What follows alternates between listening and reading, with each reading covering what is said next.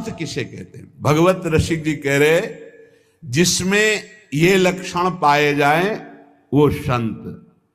इतने गुण जामे सो संत।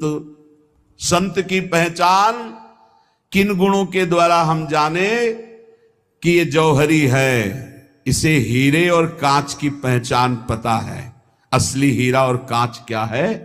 इतने गुण जामे सो संत। श्री भागवत मध्य जस गावत, श्री मुख कमला कंत। इतने गुण जामे सो संत।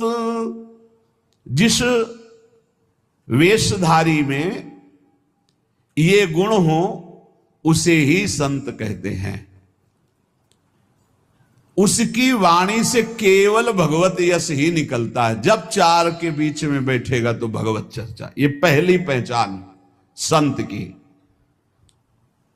भगवान नारायण लक्ष्मी जी सहित समस्त पार्षदों को पहचान बताए हैं कि मेरे भक्त की सबसे पहली पहचान है कि वो जब बात करेगा तो मेरा नाम निकलेगा, मेरी बात निकलेगी। कहां गए थे वो? श्री जी की कृपा से परिक्रमा करके आ रहे थे। श्री जी ने ऐसी प्रेरणा की परिक्रमा होके आ रहे। और कैसे? बड़ी कृपा है लाडली जी की। नहीं और सब कैसे? बस श्री जी की बहुत कृपा है, बड़ी करुणामयी है। अपने जैसे अधमों को स्वीका शुरू पिंड छुड़ाना उसको मुश्किल पड़ जाएगा। ऐसे प्रेमी हैं, खड़े खड़े वो ऊब जाएगा, कब भागो। वो चर्चा वृंदावन प्रिया जो लाडली लालो के, ऐसे प्रियालाल के प्रेमी जन होते हैं कि उनको बस भगवत चर्चा ही करनी। अगर जबान खुली तो भगवत चर्चा। धूप है कि क्या है? देखा है, मधुकरी मांगने जा रहे संत जन मिल गए, खड़े धूप में नंगे पैर, चर्चा और घंटों चर्चा हो रही। बोधयंता परस्परम कथयंति च माम नित्यम तुष्यंति च रमंति च। ये कठिन बात है। चर्चा करते तो बहुत मिलते हैं, पर तुष्यंति च रमंति च, उसी में संतुष्ट होगा, आनंदित, उसी में रमण कर रहा है, उसे कोई चाह नहीं। भगवत चर्चा हुई मानो पेट भर गया। कितनी अहोभाग्य, 1 घंटा से भगवान की चर्चा हो रही, प्रियालाल की चर्चा हो रही। आगे कह रहे हरि को भजन। साधु की पहचान हर समय भजन परायण। कोई माला से जप रहा है, कोई बिना माला से जप रहा है। बिना माला से जपने वालों की पहचान होती है, वो गुरु प्रसाद से जागृत होती है। एक दृष्टि में पता चल जाएगा ये बहिर्मुख है या अंतर्मुख होकर नाम जप कर रहा है। जहां एक दृष्टि गई तो पता चल जाता है। अंतर्मुख का एक अलग होता है, वो एक कुछ अलग चेहरा हो, चाहे जितना वो छुपाना चाहे नहीं छुपा सकता।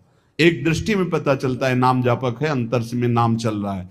और चाहे जितना दिखाना चाहे, मान लो ऐसे बाहर, तो अंतर में पता चल जाएगा ये केवल सामने की बात है, अंतर में इसके नहीं चल रहा है। दोनों बातें भजन करने वालों को अपने आप पता हो जाती है। उपासक, संत, भागवत, महाभागवत, इन सब की पहचान भजन से ही है। कल चर्चा जब विश्राम हो रही थी सुना था, आधे पल के लिए भी त्रिभुवन की राज्य लक्ष्मी देने पर जो अपने प्रभु का भजन नहीं छोड़ता, सुमिरन नहीं छोड़ता, वो महाभागवत है। तो हरि को भजन ये प्रधान बात है। मुंह खुले तो भगवत चर्चा और मुंह बंद तो नाम चल रहा है। राधा वल्लभ श्री हरि, राधा वल्लभ श्री हरि, या जो गुरु जी ने दिया हो, जो नाम प्रिय हो, राधा राधा। ये मान लो, बहुत आनंदित हो जाओगे। मान लो कुछ पैसा नहीं लगना हो, बहुत बड़े धनी हो जाओगे, बहुत बड़ा लाभ मिल जाएगा। ये सब पुण्य रुई का ढेर समझो, एक अपराध बन जाए सब भस्म हो जाएंगे। नाम सोना है, सोना जितना तपेगा उतना ही चमकेगा, नष्ट होने वाली नहीं, अविनाशी वस्तु है। कमा लो ये सोना। ये जो सोना है, सोना, ये सोना वास्तविक सोना, इसी सोना में सोवत पांव पसार, पूरी रात निकल जाए, जब नींद ना आवे, मंत्र चले, तब समझो। इसके लिए कभी सर्दी में कंबल नहीं ओढ़े गए, इसी बात के अभ्यास के लिए कभी कंबल नहीं। जो नीचे मार्किन पहने वही मार्किन उतार कर ऐसे पैर से फंसा के सर पूरा शरीर कांप रहा है। मंत्राकार वृत्ति, पेट में अन्न नहीं, ऊपर वस्त्र नहीं, गंगा का किनारा, भीषण सर्दी, 1 मिनट नींद नहीं, मंत्राकार 4 बजे गंगा में फिर खड़े हुए। ऐसे थोड़ी भागवती की वृत्ति बनाई जाती है। ऐसे लगा जाता है जैसे गरीब आदमी ओवर टाइम करके पैसा कमाता है, किसान आदमी रात दिन लगा रहता है। ऐसे कायर पुरुष थोड़ी भजनानंदी होते हैं। ये शरीर को बहुत दुलार करने वाले भजनानंदी नहीं होते। सच्ची मानिए, जितना सुख शरीर को दोगे उतना अध्यात्म सुख से हीन होते चले जाओगे। मारो इस प्रकृति जन्य की अधीनता को तुमने जो स्वीकार कर रखी। हर प्रकृति का वार सीधे सहो। यह प्रवचन नहीं करते, जीवन में जो जिए वो बता रहे हैं। किसी आश्रम में ठहरना नहीं, ऐसे आश्रम में ठहरना जहां जंगल किसी का जाना नहीं, ऐसे बहुत से आश्रम मिले। जीवन भर प्रकृति से लड़ना रहा है, तभी परमात्म चिंतन का एक तार भाव बनता है। जब सीधे प्रकृति का वार सहे, यम ही न व्यथ्यन्ते ते पुरुषम पुरुषर्षम। काशी के घाटों में जो तपन होती थी दिन भर धूप की, तो रात्रि के 2 बजे तक तपना ही होती थी, और 2 बजे उठ के नहा के विश्वनाथ जी जाना है। जीवन को एकदम प्रकृति से वार सहने वाला बना ले तो बहुत आनंद आता है।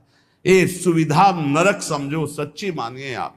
हरि भजन में दिखावा कभी नहीं होना चाहिए, नहीं तो सच्चाई का हरि भजन छूट जाएगा।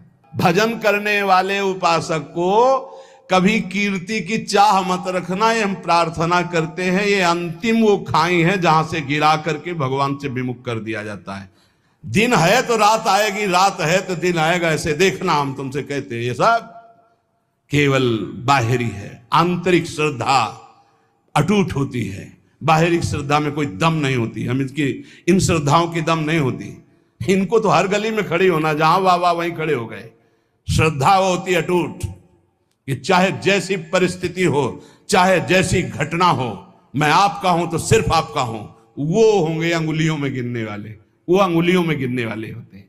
इसलिए साधु की सेवा पहचान, स्वयं साधु होते हुए साधु की सेवा, और निरंतर हरि भजन, और सर्वभूत पर दया, समस्त जीवों पर दया का भाव। दया बिना साधु कसाई, पर ये भी दया करी तो आफत आई बड़ी। कैसे तुम्हें बताए, मतलब बहुत विचित्र गति। आध्यात्मिक आनंद की प्राप्ति के लिए बिल्कुल व्यवहार शून्य जीवन जो जिया गया, उसमें बिल्कुल विपरीत जीवन प्रभु ने किया है। हजारों लाखों की जो भीड़, ये जनसंख्या है भगवान, ये भीड़ भजन अगर निरंतर आपका अभ्यास है तो चल जाएगा, नहीं तो आम हो जाएगा कि मैं बहुत बड़ा हो गया हूं, जहां हुआ मैं बहुत बड़ा हुआ, वहीं से भक्ति का नाश हो जाएगा। ये सम्मानम कल्यात घोर गरलम नीचापमानम सुधा श्री राधा मुरलीधरो भज सके वृंदावन मात्यज। ए भाई, कभी भूलकर भगवान से यश मत मांग लेना कि हमारा भी नाम हो जाए। बहुत खतरा है इस नाम में, बहुत खतरा है। आपसे सबसे प्रार्थना करते हैं, यश की चाह मत रखना। उर्कछु प्रथम वासना रही, सो प्रभु पद सरित प्रीति सो बही। बहा दो वासना को। अगर कोई वासना रहेगी तो बहुतायत में मिलेगी, क्योंकि मेरा मालिक सबसे पहले अंदर की वासना की पूर्ति करता है। विभीषण जी के पहुंचने पर सबसे पहले लंकाधिपति का अभिषेक किया। इसलिए साधक अंदर की वासनाओं को देख लो, अगर कोई भी वासना तो हटा दो। नहीं, मेरे स्वामी का स्वभाव है, पहले तुम्हें वासना की चीज फेंकेंगे, ले, और जब घृणा हो जाएगी तब आगे बढ़ा देंगे।